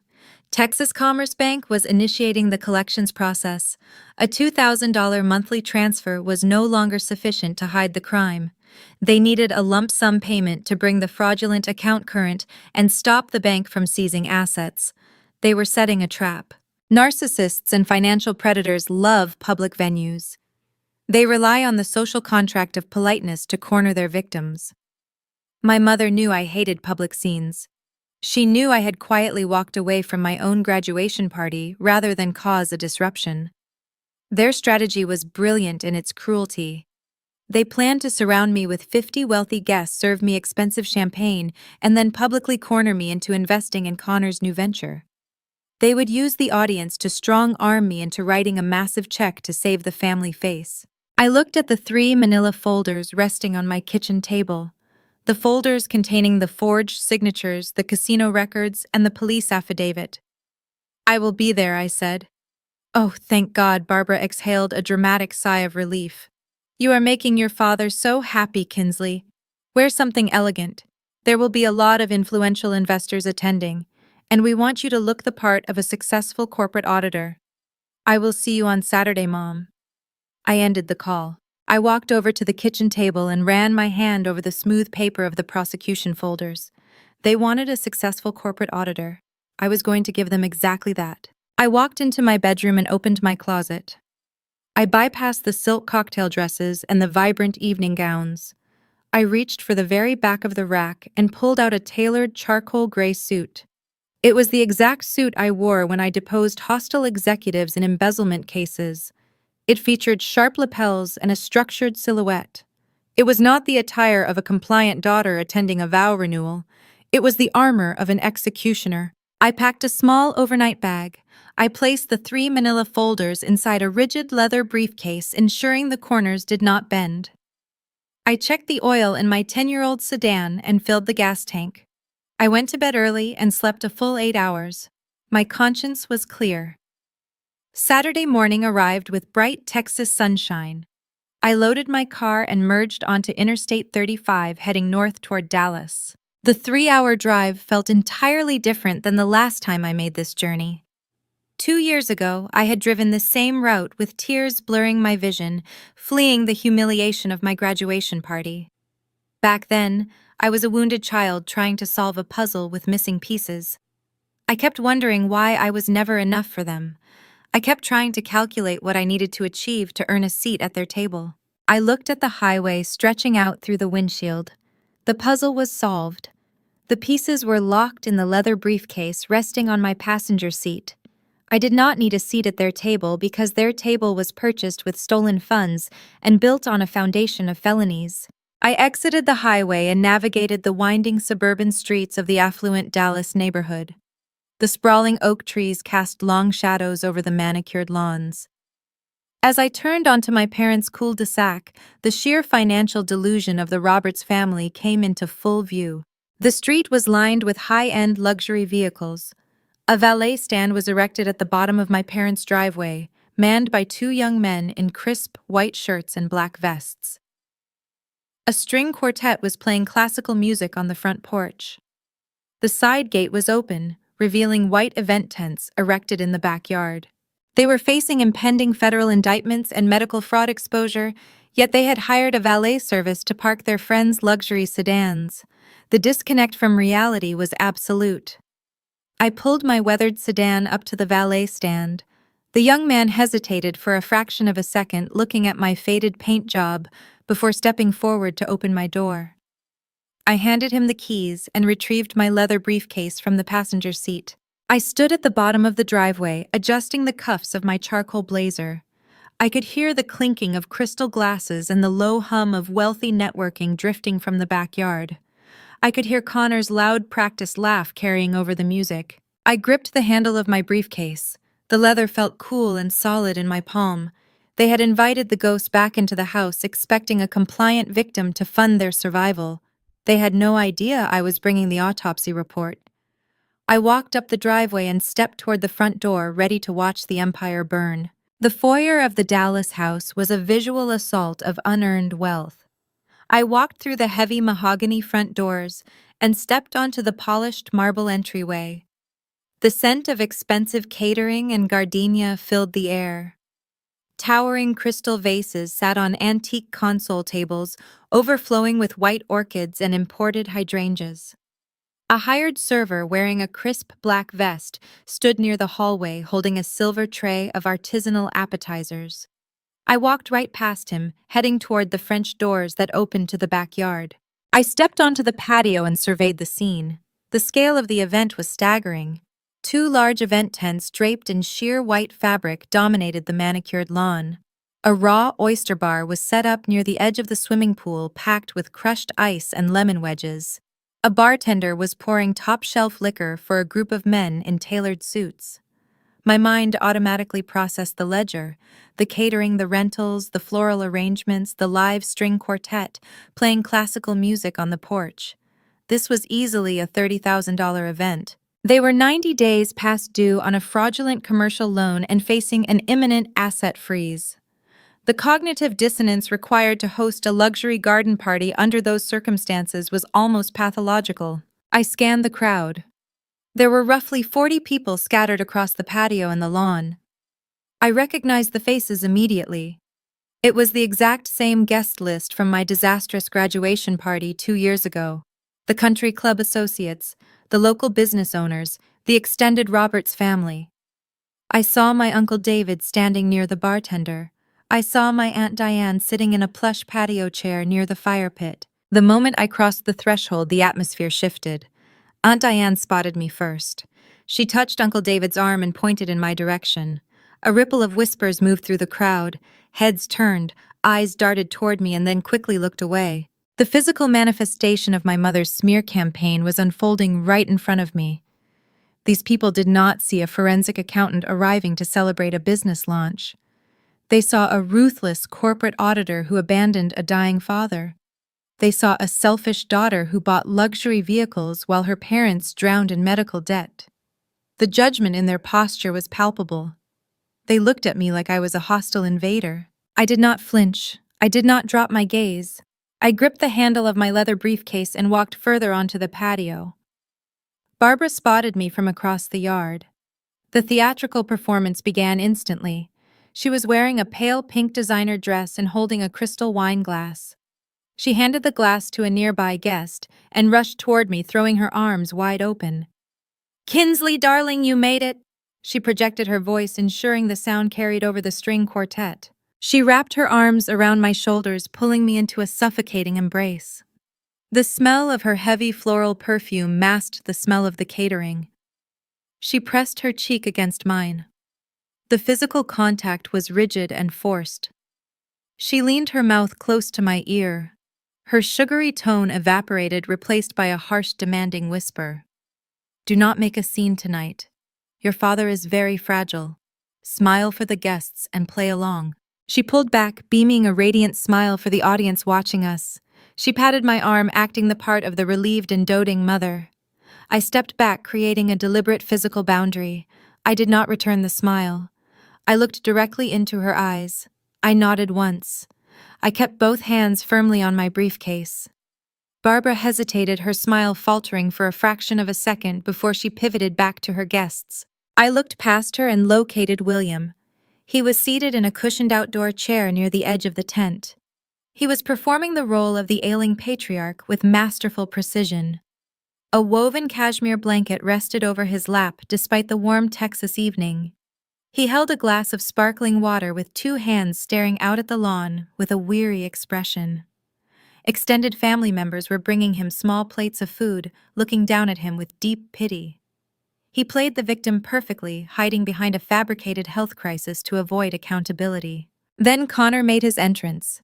He detached himself from a group of wealthy investors near the oyster bar. He walked toward me with the swagger of a man who truly believed his own lies.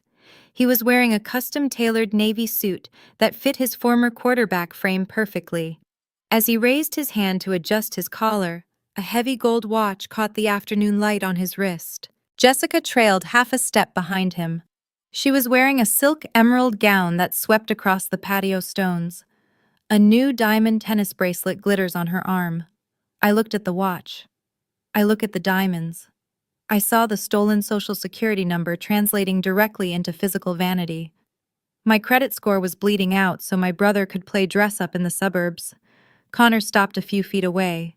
He offered a condescending smirk, crossing his arms over his chest. "Well, look who decided to descend from her corporate ivory tower," he said, his voice loud enough to draw the attention of the nearby guests.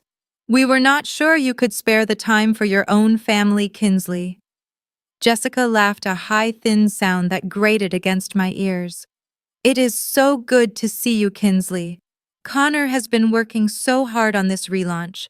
We really needed everyone here to support his new vision." I did not rise to the bait. I did not defend my schedule or explain my absence. In an audit, you never answer an accusation with an excuse. Silence is the most terrifying weapon you can use against a narcissist. It deprives them of the friction they need to fuel their performance. It forces them to sit alone with their own words. I just stared at Connor. My face remained entirely blank. I let the silence stretch out. 1 second, 2 seconds, 3 seconds. The silence grew heavy. The nearby guests stopped talking, turning their attention toward our awkward standoff. Connor shifted his weight. The confident smirk wavered just a fraction of an inch. He cleared his throat, adjusting the cuffs of his expensive suit. He looked away, first breaking the eye contact. "Enjoy the party," he muttered, turning his back to me and guiding Jessica back toward the raw bar. A waiter wearing a black vest approached me, holding a silver tray lined with champagne flutes. I shook my head. I do not drink alcohol when I am working an active case. I asked the waiter for a glass of ice water with lemon. I took a position near the edge of the patio, under the shade of a large oak tree. It was the exact same spot I stood 2 years ago when my mother delivered the toast that erased my existence. This time I was not a wounded child waiting for scraps of validation. I was conducting surveillance. I watched the extended family fawn over William. I watched the local business owners shake hands with Connor. I watched Barbara float between the tables, playing the perfect Southern hostess. They were all participating in a shared delusion. The guests believed they were attending a celebration of entrepreneurial resilience. They had no idea they were standing on the deck of a sinking ship. The hull was already breached. The water was rushing in. They just could not feel the cold reality yet, because the string quartet was playing too loudly. The evening progressed. The sun began to dip below the horizon, casting long golden shadows across the pristine lawn. The catering staff began circulating with dinner plates, directing the guests toward the long tables set up beneath the main event tent. The tables were adorned with cascading floral runners and heavy silver flatware. Every detail was designed to project an image of bulletproof financial security. It was an elaborate stage set hiding a rotting foundation. I walked over to the tables and found my assigned seat near the back of the tent. I sat down and placed the heavy leather briefcase on the empty chair beside me. I kept my right hand resting on the smooth leather flap. Inside, the 3 manila folders waited like loaded chambers in a cylinder. The guests settled into their chairs. The low murmur of dinner conversation filled the tent. Waiters poured expensive red wine into large crystal goblets. The sound of silver clinking against porcelain echoed through the warm air. Then the music stopped. The ambient noise faded as Barbara stood up from the head table. She smoothed the front of her designer dress. She picked up a silver spoon and turned toward her champagne glass. The setup was identical to the graduation party. The physical choreography was a perfect mirror of the past. She stood in the exact same posture, projecting the exact same maternal warmth. She tapped the spoon against the crystal. The sharp ringing sound cut through the evening air, demanding absolute attention. The crowd fell silent, turning their faces toward the matriarch of the Roberts family. The trap was officially sprung, and the audience was about to witness the extortion. The sharp ringing of silver against crystal echoed under the white canvas canopy. The sound cut through the low hum of wealthy networking and the clatter of expensive porcelain. 40 guests stopped talking. Waiters paused in the aisles holding bottles of imported red wine. Every face turned toward the head table. Barbara stood at the center of the arrangement. The evening lighting cast a warm golden glow over her designer dress. She possessed a rare theatrical talent for commanding a room. She did not tap the glass and immediately begin speaking. She let the silence settle. She let the anticipation build, waiting until she had the undivided attention of every single influential person seated on the patio. I watched her from my chair at the back of the tent. My right hand remained perfectly still, resting on the smooth leather flap of my briefcase. "Thank you all for being here tonight," Barbara began. Her voice was smooth and practiced, carrying the distinct cadence of a seasoned Southern hostess. Looking out at this beautiful gathering, I am reminded of what truly matters in this life. We have faced our share of trials over the past few years. But standing here tonight, looking at the faces of our dearest friends and our beloved family, I know we have weathered the storm. She turned her body slightly, directing the attention of the crowd toward Connor. He sat beside her, leaning back in his chair with the casual arrogance of a man who believed the world owed him a favor. "I want to raise my glass to my oldest son, Barbara," continued her tone swelling with manufactured pride. "Connor, you have faced setbacks that would have broken a lesser man. The business world is unforgiving. But you never lost your vision. You never stopped building. Today, as you officially relaunch your consulting firm, we celebrate your relentless spirit. You are the foundation of the Roberts legacy." The guests murmured in agreement. Several men raised their glasses in Connor's direction. He offered a humble nod, playing the part of the weary but triumphant entrepreneur. He adjusted the heavy gold watch on his wrist, the same watch purchased with stolen casino funds. Barbara shifted her gaze to Jessica. "And to my beautiful daughter-in-law, Jessica." She offered a warm, maternal smile. "You have stood by his side through the lean times. You have been his rock and his inspiration. Your loyalty is the glue that holds their partnership together." Jessica pressed a manicured hand to her chest and offered a radiant, practiced smile. She leaned over and kissed Connor's cheek. The picture of domestic bliss was flawless. The Highland Park socialites sitting at the nearby tables nodded with approval. Then the pivot occurred. Barbara lowered her glass. Her smile faded, replaced by an expression of deep solemnity. She looked down at William. My father sat in his chair, wrapped in his cashmere blanket, staring at his plate with a hollow expression. As many of you know, my husband has been fighting a difficult battle with his heart, Barbara said, her voice dropping to a fragile whisper. The medical journey has been terrifying. There were nights I did not know if we would make it to the morning. The stress of his failing health has tested the limits of our endurance. William is a proud man. He never asks for help. He only ever wants to see his children succeed before his time runs out. A heavy, sympathetic silence fell over the tent. Aunt Diane pressed a linen napkin to her eyes. The guests shifted uncomfortably in their seats, caught in the gravitational pull of a wife pleading for her dying husband. It was a master class in emotional conditioning. Barbara was lowering the defenses of the audience. She was establishing a narrative where the Roberts family were noble victims fighting against cruel biological fate. She anchored the crowd in a state of deep pity. Once the audience was primed, she turned her gaze toward the back of the tent. She looked directly at me. 40 pairs of eyes followed her line of sight. The wealthy investors, the country club associates, the extended family members who had spent the last 2 years listening to rumors about my ruthless selfishness. They all turned in their chairs to look at the cold corporate auditor sitting alone at the edge of the party. But tonight, Barbara said, her voice rising from a whisper to a crescendo of radiant joy, we are experiencing a true miracle.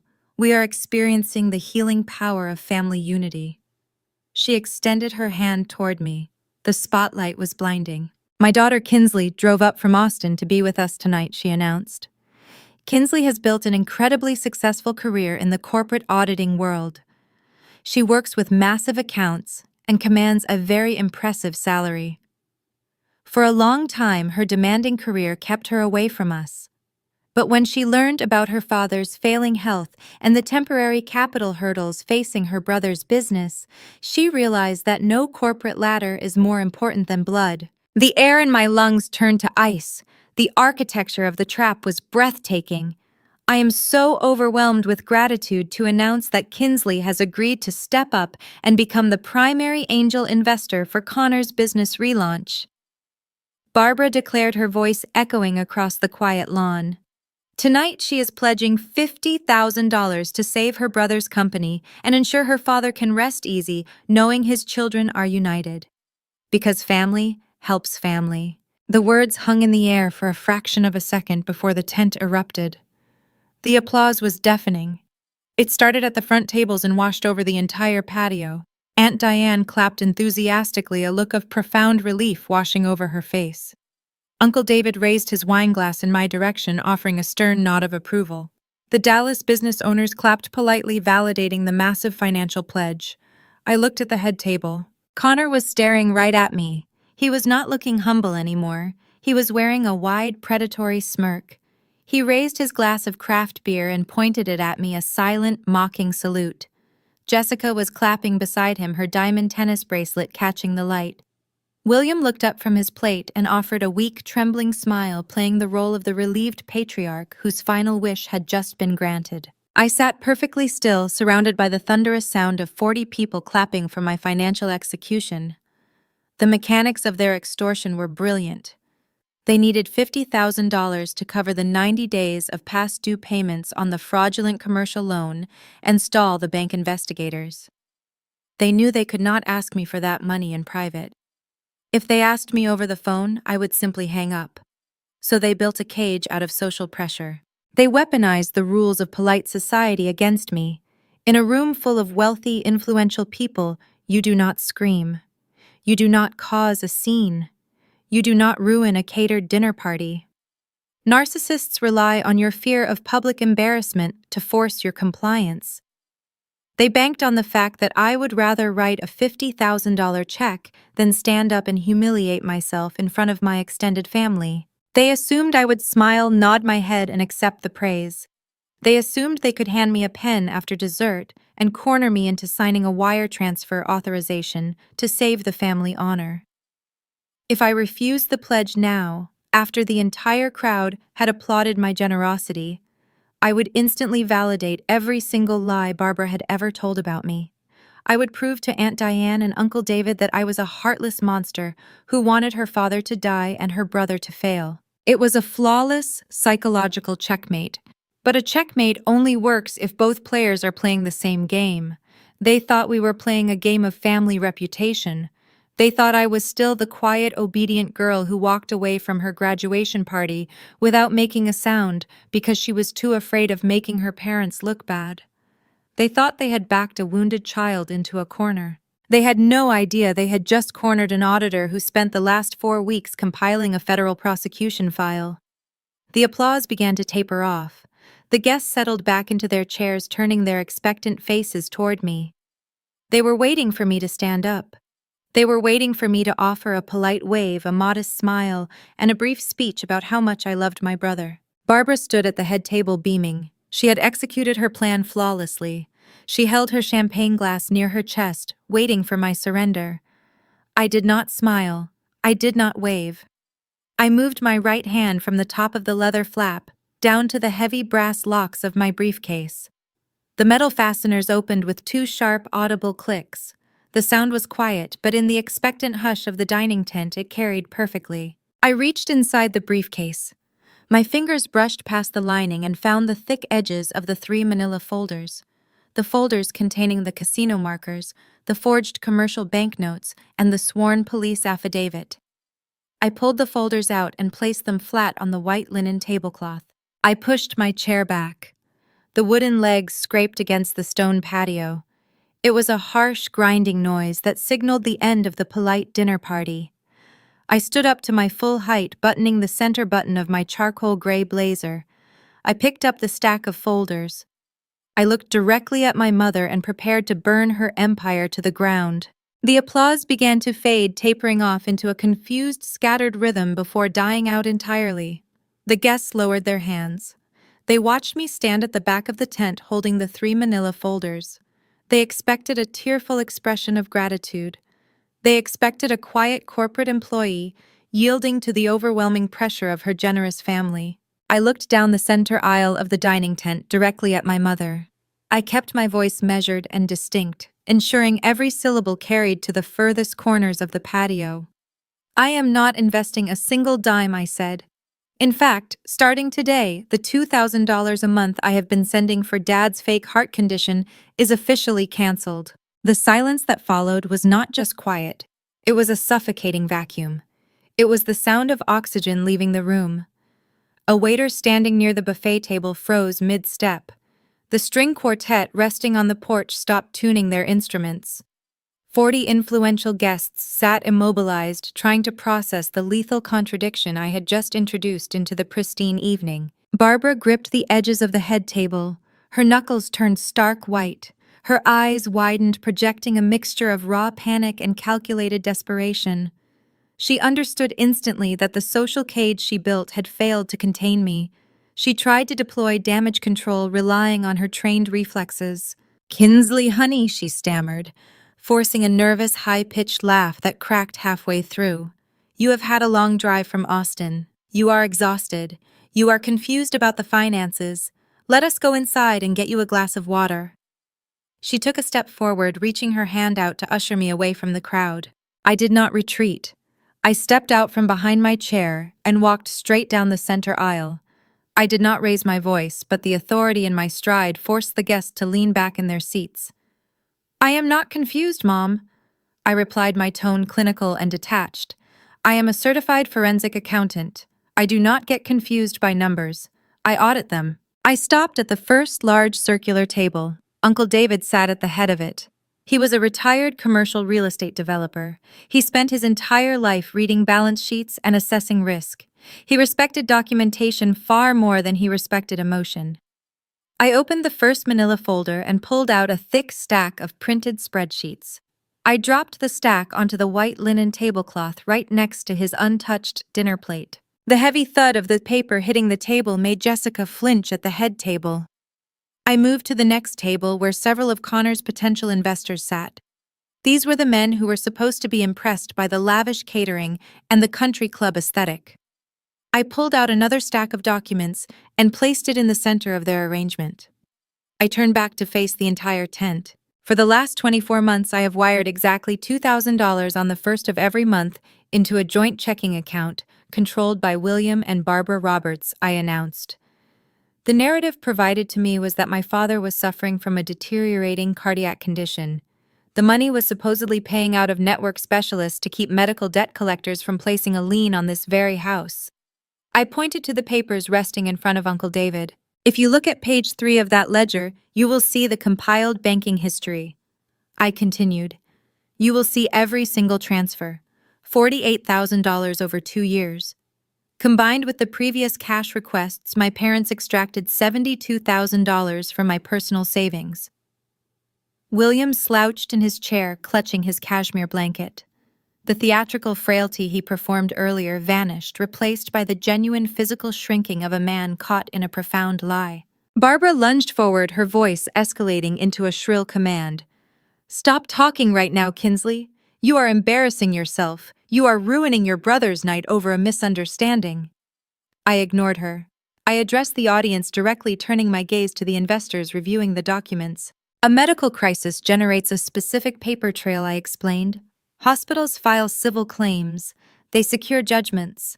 I ran a comprehensive search through the Texas County Court databases. William Roberts does not have a single medical lien attached to his name. He does not owe a penny to any cardiology clinic. The heart condition was a fabrication designed to extract capital from a guilty daughter. A low murmur rippled through the tent. Aunt Diane picked up the spreadsheet. She adjusted her reading glasses, her hands beginning to tremble as she scanned the rows of data. The guests were no longer looking at me with disdain. They were looking at the paper. In an audit, evidence overrides reputation every single time. Connor pushed his chair back. The wood scraped harshly against the stone patio. He stood up, his face flushing a deep, angry red. He tried to project physical intimidation, rolling his shoulders and stepping around the head table. "Shut your mouth, Kinsley!" he ordered, his voice tight with suppressed rage. "You come into my home on my anniversary and try to sabotage my firm with fake spreadsheets. Get out!" I stood my ground. My eyes tracked his movements, but I felt no fear. A suspect only resorts to physical posturing when their intellectual defenses collapse. "I am not sabotaging your firm, Connor," I stated, my voice cutting through his anger like a scalpel. "You never had a firm. You have a gambling addiction." The color drained from Jessica's face. She dropped her wine glass. It shattered against the patio stones, sending shards of crystal and dark red liquid across the ground. Nobody moved to clean it up. I turned my attention back to the guests, guiding them through the evidence I had provided. If you turn to page 7 of the dossier, you will find the public civil dockets I instructed. The $2,000 a month did not go to a doctor. It went to settle a breach of contract lawsuit filed by Connor's previous angel investors. He mismanaged their seed capital and was ordered by a judge to pay $2,000 on the 3rd of every month to avoid jail time. I watched the faces of the new investors sitting at the adjacent table. Their expressions shifted from polite curiosity to cold professional horror. They were reading the court orders. They were looking at the very man asking them for money, realizing he was legally bound to repay the last group of people he defrauded. But the settlement was just the baseline. I continued, letting the weight of the revelation sink into the quiet air. The rest of the $72,000 went across the state line. Included in those folders are the civil judgments filed by 3 separate gaming resorts in Oklahoma. Unpaid casino markers totaling tens of thousands of dollars. I looked at Jessica. She was staring at her husband, her breathing shallow and uneven. She looked down at the new diamond tennis bracelet on her wrist. The realization struck her with visible force. She was wearing stolen funds. Her Highland Park lifestyle was subsidized by blackjack losses and a fake cardiac illness. Connor took another step toward me, his fists clenched at his sides. "You are crazy," he spat, trying to salvage his shattered image. "You forged these documents because you are jealous. You have always been jealous of me." I did not flinch. "Forgery is a severe accusation, Connor," I replied, my tone dropping into a deadly calm register. "It leaves a very distinct fingerprint." The room was paralyzed. The affluent crowd, the caterers, the family members, They were all trapped in the epicenter of an unfolding financial autopsy. Barbara stood frozen behind the head table, her perfect Southern hostess facade lying in ruins around her. She had tried to use public humiliation to corner me into a $50,000 extortion. She never anticipated that I would use the exact same audience to broadcast her crimes. But I was not finished. The $72,000 was merely the cash they manipulated out of my checking account. It was the emotional theft. The audience was reeling from the gambling exposure and the fake illness, but they had not yet grasped the sheer criminality of the Roberts family. They were about to learn that the cash extraction was just the precursor to a much darker and far more permanent destruction. Connor closed the distance between us. He was a former athlete, and he knew how to use his size to cast a shadow. He stood inches from my face, his chest heaving under his tailored suit. The veins in his neck were visible against his collar. He pointed a finger directly at me and commanded me to shut my mouth before he called the valet service to drag me off the property. I did not step back. I did not blink. When a subject attempts physical intimidation during an audit, it means their intellectual defenses are broken. If you truly believe these court documents are forged. Connor, I said, my voice low and steady. Then you should call the police right now. Dial 911. Tell the dispatcher your sister is circulating fraudulent legal dockets at your vow renewal. Let us invite law enforcement onto the patio to review your financial history. He froze. His jaw tightened, but his hand did not move toward his phone.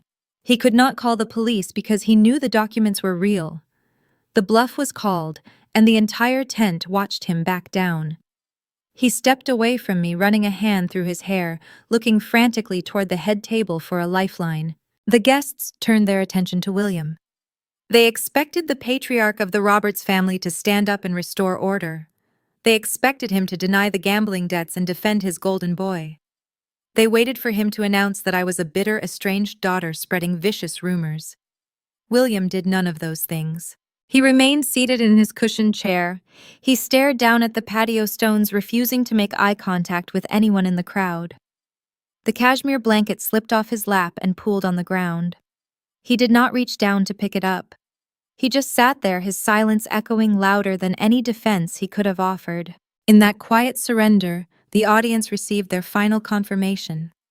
The paper trail was damning, but a father's refusal to defend his own son was the undisputed verdict. Uncle David let out a heavy breath and tossed the manila folder back onto the table. The sharp slap of the cardboard hitting the linen signaled the end of the illusion. I turned my focus away from Connor and walked toward the center of the patio where my extended family was seated. I reached into my leather briefcase one more time. I did not pull out another legal docket. I pulled out a stapled packet of printed text messages and bank transfer receipts. I stopped in front of Aunt Diane. She was sitting stiffly in her chair, her hands clasped tightly in her lap. 2 days ago, you called my office, Aunt Diane, I said, keeping my tone respectful but unwavering. You told me my mother was crying. You told me she was drowning in medical debt. You called me to express your profound disappointment because Barbara told you I was a ruthless corporate auditor who abandoned a sick old man. Aunt Diane looked down at her lap, unable to meet my gaze. The surrounding guests leaned in, listening to the anatomy of the smear campaign being laid bare. I placed the printed text logs on the table right in front of her. Look at the highlighted dates, I instructed. My mother sold my reputation to hide her son's failures. She told you I bought a luxury vehicle while my father skipped his heart medication. She told you I refused to offer a single dime to support this family. I tapped my finger on the banking ledger placed beside the text logs. On the exact day she told you I was hoarding my corporate salary, I wired $2,000